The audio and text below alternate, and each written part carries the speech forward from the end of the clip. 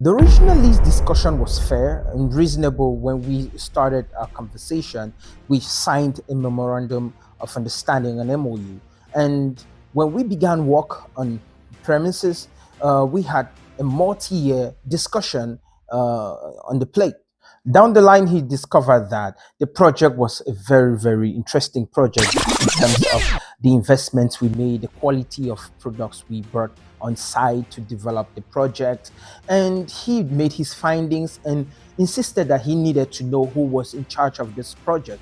And the front runner of the project, Rush Hour in Cameroon, had no other choice but to involve me. And when he realized, hey, this guy lives in America, when the first phase of the project was done, he resorted to a Hmm. 1 year renewable contract.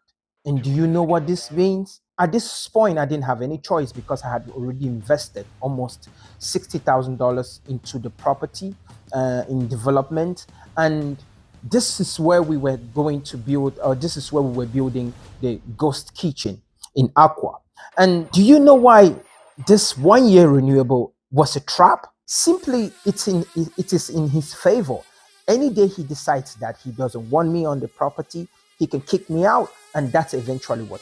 Hey, I'm Kyle Atem, and this is the 360K file. If you're an African diaspora who has ever negotiated a lease, a contract deal, a land deal remotely, then this is for you. When I decided to let go my partner, which I mentioned in episode 2, I became the front runner and the face of the project Rush Hour in Cameroon, remotely from the US. I saw myself discussing directly with the landlord.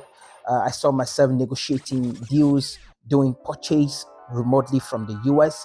And this is how I recruited a team of about 10 people, which was not the initial plan for Rush Hour. I sidelined the Rush Hour Academy project, which was the operating system to hire the talent or the management resources to work at Rush Hour. I decided to recruit through LinkedIn.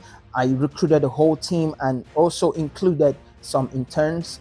We accelerated projects, and that's how we started the Rush Hour Ghost Kitchen in Aqua. And from the beginning, the team was in charge of negotiating the lease with the landlord. And when the landlord realized down the road, when we were doing renovations and when we were doing constructions on the project, he decided to know who was in charge of the project. And that's how I surfaced. And immediately, when the landlord discovered that the owner of this project